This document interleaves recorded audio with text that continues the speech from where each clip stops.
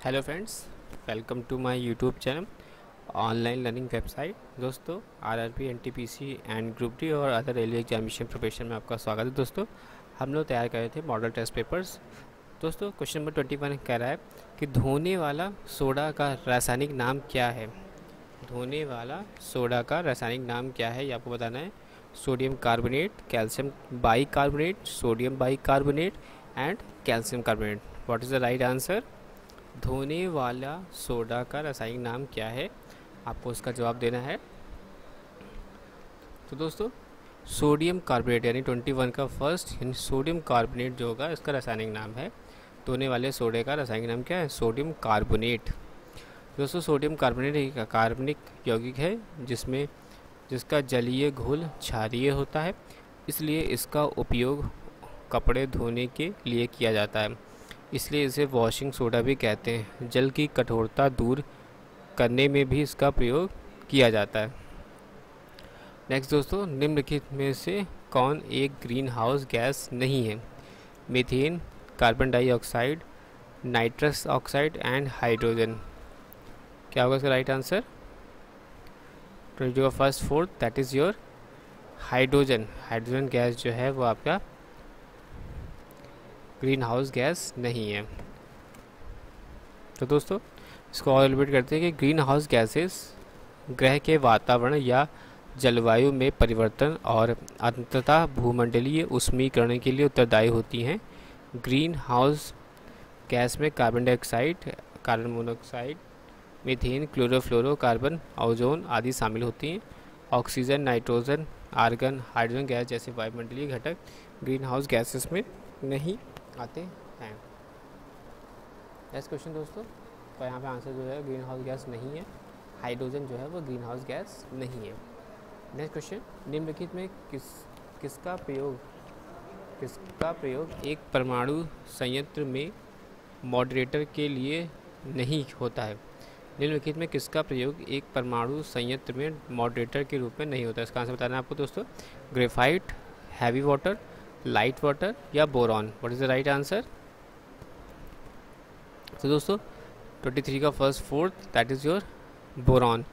Boron जो होता है इसका हम लोग मॉडरेटर का प्रयोग नहीं करते हैं, इसको एलोब्रेट करते हैं हम लोग। तो दोस्तों, एलोब्रेट करने में हम लोग देखते हैं, तो यहाँ पे एलोब्रेशन में देखते हैं कि जो नाभिकीय अभिक्रियाओं में से मॉडरेटर अधिक ऊर्जा न्यूट्रॉनों का वेग कम कर देता है, जिस विखंडन क्रिया में वह अधिक उपयोगी हो जाते हैं और श्रृंखला अभिक्रिया के आवश्यक शर्त पूरी हो जाती है। मुख्य रूप से हल्का जल, भारी जल और सीसा, सोडियम ग्रेफाइट आदि। 23 का fourth is the right answer, यानी बोरान जो है हमारा। निम्नलिखित में कौन सा प्रयोग किसका प्रयोग एक परमाणु संयंत्र में मॉडरेटर नहीं होता है? तो आपको बोरान जो होगा उसका यूज़ नहीं किया जाता है। 23 का fourth is the right answer. Next आगे बोल दोस्तों, 1995 में एक संयुक्त कॉन्फ्रेंस द्वारा 1995 में संयुक्त कॉन्फ्रेंस द्वारा जर्मनी की 4 क्षेत्रों में विभाजित करने का निर्णय लिया गया। वह कॉन्फ्रेंस कहाँ पर हुई थी? मॉस्को में, कासाब्लांका, याल्टा और पेरिस। इधर बताना आपको दोस्तों। 1945 में एक संयुक्त कॉन्फ्रेंस द्वारा जर्मनी की 4 क्षेत्रों में विभाजित करने का निर्णय लिया गया था। वह कॉन्फ्रेंस कहाँ पर हुई थी? मॉस्को, कासाब्लांका, याल्टा और Paris. What is the right answer? दोस्तों, थर्ड यानी याल्टा। ये कॉन्फ्रेंस कहाँ हुई थी? याल्टा में। उसको एलिब्रेट करते हैं। तो दोस्तों, द्वितीय विश्व युद्ध की समाप्ति के पश्चात याल्टा में हुए सम्मेलन में 4 क्षेत्रों में विभाजित करने का लिया था। याल्टा सम्मेलन में संयुक्त अमेरिका, यूनाइटेड किंगडम और सोवियत संघ ने प्रमुख हिस्सा लिया था। इन सभी में क्रीमिया सम्मेलन भी इनको कहा जाता है। नेक्स्ट क्वेश्चन दोस्तों, किस समय अवधि में यूरोपियन ईसाइयों द्वारा यरूशलेम की आज़ादी के लिए सेजुक तुर्का से धर्म युद्ध लड़ा गया? 1080 से 1100, 1088 से 1270, 1098 से 1354 एंड 1270 से 1300। What is the right answer? क्या होगा दोस्तों राइट आंसर? तो यहाँ पे आप देख सकें 1088 से 1270 के बीच में यूरोपियन ईसाइयों द्वारा यरूशलेम की आज़ादी के लिए सेल्जुक तुर्क से धर्म युद्ध लड़ा गया था। तो आप यहाँ देख सकते हो दोस्तों, यूरोप के ईसाइयों ने 1095 से लेकर 1291 के बीच में अपने धर्म को पवित्र कराने के लिए फिलिस्तीन और उसकी राजधानी यरूशलेम में स्थित ईसा की समाधि पर गिरे मुसलमानों से छीनने और उनके अधिकार करने का प्रयास में जो युद्ध किए थे उसे क्रूस युद्ध अर्थात फ्रांस के निर्मित हुए कहा जाता है। पोप उर्बान द्वितीय ने 1055 से पहले में धर्म युद्ध की घोषणा की थी और वह 8वें और आखिरी धर्म युद्ध की घोषणा 1270 में की गई थी। 25 का सेकेंड, दैट इज़ 1088 से 1270। नेक्स्ट दोस्तों पे आते हैं। नेक्स्ट आप अगर आप देखते हैं तो नेक्स्ट में आप यहाँ पे देख सकते हैं कि किस तारीख को अमेरिका ने क्रमशः हिरोशिमा और नागासाकी पर परमाणु बम गिराया था। आपको वो डेट बतानी है जिस डेट में अमेरिका ने हिरोशिमा और नागासाकी पर परमाणु बम गिराया था। What is the right answer? आपको उसका आंसर बताना है। तो आपका हो जाएगा 6 अगस्त 1945 और 9 अगस्त 1945, या 6 अगस्त 1945 और 12 सितंबर 1945, 5 अगस्त 1946 और 8 अगस्त 1946, और 9 अगस्त 1946 और 12 अगस्त 1946। क्या डेट है आपको बताना है जिस समय अमेरिका ने हिरोशिमा और नागासाकी पर परमाणु बम गिराए थे।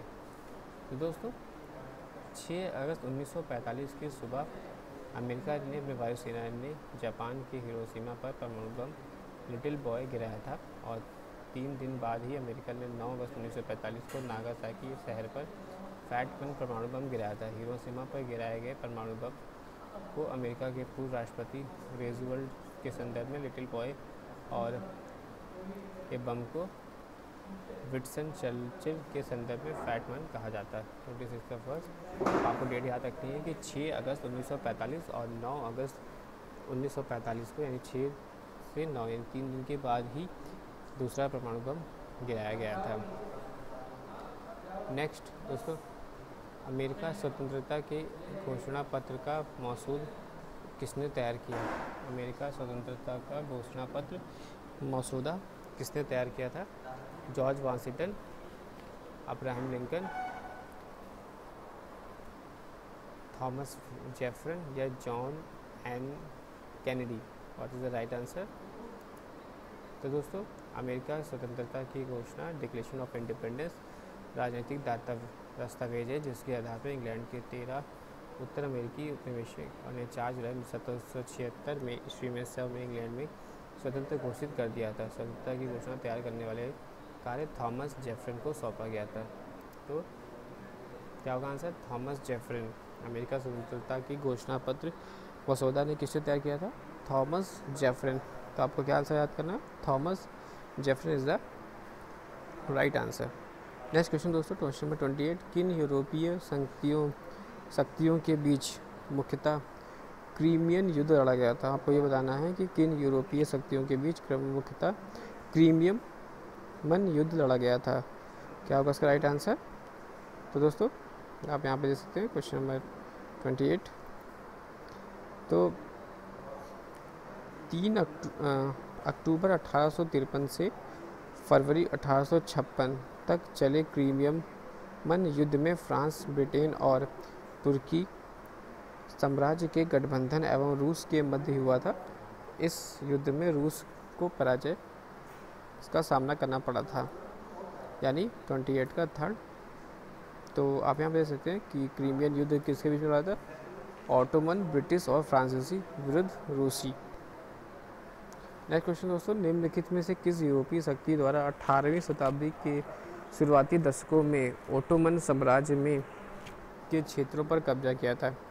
निम्नलिखित में किस यूरोपीय शक्ति द्वारा 18वीं शताब्दी के शुरुआती दशकों में ओटोमन साम्राज्य के क्षेत्रों पर कब्जा किया था? ऑस्ट्रिया हंगरी, ब्रिटेन, रूस और France. What is the right answer? तो दोस्तों 18वीं शताब्दी के शुरुआत में शीर्ष पर सुल्तान केंद्रित राजनीतिक और सामाजिक व्यवस्था वाले तुर्की साम्राज्य को कमज़ोर शासकों के उत्तराधिकारी के कारण संकट का सामना करना पड़ा था। ऑस्ट्रियाई हैब्सबर्ग राजवंश तुर्क पतन का मुख्य लाभार्थी था। तुर्क साम्राज्य की इस आंतरिक दुर्बलता का लाभ होते हुए ऑस्ट्रिया हंगरी ने उत्तरी बाल्कन पर कब्जा कर लिया था, यानी 29 का 2, that is Britain. Britain is the right answer two, Britain is the right answer. Next question दोस्तों, क्वेश्चन नंबर 30। क्वेश्चन नंबर 30 क्या कह रहा है दोस्तों, आप यहाँ देख सकते हैं कि यूरोपियन शक्तियों द्वारा 1880 के बाद अफ्रीका का तीव्र उपनिवेशीकरण मुख्यतः किस कारण से प्रेरित हुआ था। आपको ये बताना है कि यूरोपियन शक्तियों द्वारा 1880 के बाद अफ्रीका का तीव्र उपनिवेशीकरण मुख्यतः किस कारण से प्रेरित था।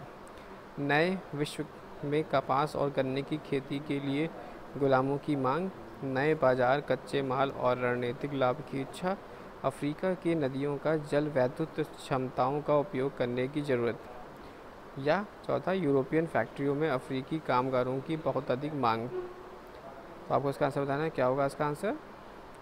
तो दोस्तों 1880 से 1900 के दौरान अफ्रीका में हुए तीव्र उपनिवेशीकरण में को स्क्रैम्बल फॉर अफ्रीका के नाम से जाना जाता है। इस तीव्र उपनिवेशीकरण के पीछे कई कारण थे, जिनका संबंध यूरोप में हुए औद्योगिकरण क्रांति से था। औद्योगिक क्रांति के कारण यूरोपीय देश को कच्चे माल और अपने उत्पाद बेचने के लिए बाजार की आवश्यकता थी। इस आर्थिक प्रेरणा में ने अफ्रीका के उपनिवेशीकरण को एक बड़ी भूमिका निभाई। तो दोस्तों क्या हो जाएगा आंसर, 30 का 2, दैट इज़ योर नए बाजार, कच्चे माल और रणनीतिक लाभ की इच्छा। नेक्स्ट क्वेश्चन दोस्तों, प्राचीन समय में रेशम मार्ग का क्या महत्व था। प्राचीन समय में रेशम मार्ग का क्या महत्व था। चीन और रोम साम्राज्य के बीच सामानों और विचारों के विनिमय का जरिया, यूरोपियन फर और ऊनी कपड़ों तथा चीन से सोना और चांदी के व्यापार के लिए, चीन और जापान के बीच सिल्क, पोर्सिलीन और महंगे रत्नों के व्यापार उपलब्ध कराने के लिए, और साइबेरिया और बेरिंग युद्ध के द्वारा समुद्र के द्वीपों पर रहने वाले लोगों के बीच व्यापार संबंध के लिए। तो दोस्तों क्या होगा इसका आंसर। रेशम मार्ग प्राचीन काल और मध्यकाल में एक ऐतिहासिक व्यापारिक मार्गों का एक जाल था, जिसके जरिए एशिया, यूरोप और अफ्रीका जुड़े थे।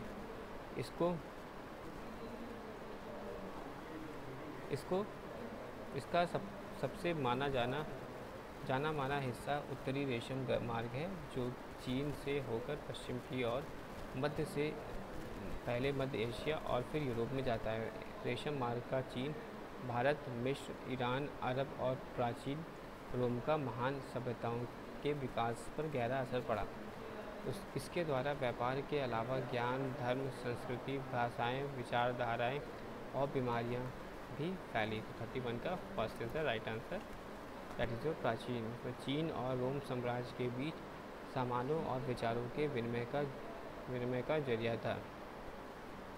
नेक्स्ट क्वेश्चन 32, 15वीं शताब्दी के अंत में जब पुर्तगालियों ने केप ऑफ गुड होप होते हुए हिंद महासागर में प्रवेश किया, तो पाया गया कि पहला यह क्षेत्र चीनी नौसैनिक बड़े द्वारा घिरा एवं गश्त लगाता हुआ है। एक क्षेत्र जहां समुद्री व्यापार विकसित नहीं हुआ था, जहां जिनेवा के व्यापारियों के नियंत्रण में असंख्य बंदरगाह थे और मुस्लिम व्यापारियों के प्रभुत्व वाला एक लंबी दूरी के व्यापार मार्गों का तंत्र था। तो क्या होगा दोस्तों इसका आंसर, 32 का 4th, यानी आपका जहां जिनेवा के व्यापारियों के नियंत्रण में असंख्य बंदरगाह थे, यानी उसको एलिब्रेट करते हैं। तो आप यहाँ पे देखते हैं कि पुर्तगाली बेड़े ने भारत में एक अमीर महानागरीय समाज पाया, उन्होंने हिंद महासागर क्षेत्र को वाणिज्यिक रूप से एकीकृत मगर राजनीतिक रूप से विखंडित पाया। इसके अलावा उन्होंने भारत में मुस्लिम व्यापारियों के प्रभुत्व वाले एक लंबी दूरी के व्यापार मार्गों का भी एक तंत्र पाया। नेक्स्ट क्वेश्चन दोस्तों, सुमेरियन सभ्यता का विकास यूफ्रेटिस और टाइग्रिस नदियों का डेल्टा पर हुआ था। आजकल यह किस देश में पड़ती है। विश्व में, तुर्की में, इराक में और ग्रीस में। क्या होगा इसका आंसर, राइट आंसर 33rd का third, that is your Iraq is the right answer. इसको एलिब्रेट करते हैं हम लोग। तो टाइग्रिस और यूफ्रेट ज़्यादातर इराक में स्थित दो नदियाँ इराक के इतिहास को 5000 वर्ष पीछे ले जाती हैं और इसके दबाव से मेसोपोटामिया की सभ्यता का उदय हुआ था। नेक्स्ट दोस्तों, चीन पर शासन करने वाला अंतिम राजवंश कौन सा था और चीनी गणतंत्र की स्थापना कब हुई थी? इसका आपको बताना है। किंग राजवंश 1911, किंग राजवंश 1949, युआन राजवंश 1939 और लीगो राजवंश 1935। दोस्तों 34 का फर्स्ट यानी किंग राजवंश चीन का अंतिम शाही राजवंश था। इस राजवंश ने चीन पर 1644 से लेकर 1912 के तक शासन किया था। 1 जनवरी 1912 के दिन चीनी गणराज्य की स्थापना हुई और किंग वंश की समाप्ति।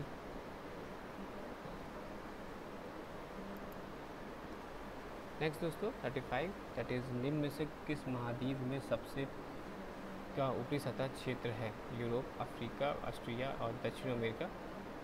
दोस्तों 35 का थर्ड यानी यहाँ पे हम ले सकते हो ऑस्ट्रिया। यानी इसको रिपीट करते हैं। विश्व के महाद्वीपों का सतही क्षेत्र इस प्रकार है। एशिया में आप यहाँ ले सकते हो 44579000 वर्ग किलोमीटर यानी पृथ्वी की कुल भूमि क्षेत्र का 30%। अफ्रीका का 3065000 वर्ग किलोमीटर दैट इज़ 20.3%। एंड उत्तरी अमेरिका का 2425600 वर्ग किलोमीटर और दक्षिण अफ्रीका का 12%। अंटार्कटिका 8.9, यूरोप 6.7 और ऑस्ट्रिया सहित कितना 5.2% इज़ द राइट आंसर। तो दोस्तों ऐसे यूज़फुल इन्फॉर्मेशन और रेलवे प्रिपरेशन में आप मेरे चैनल को लाइक और सब्सक्राइब करिए और साथ ही साथ मेरे टेलीग्राम चैनल को भी आप ज्वाइन कर सकते हैं। डिस्क्रिप्शन बॉक्स में लिंक्स हैं। Thanks for watching and sharing.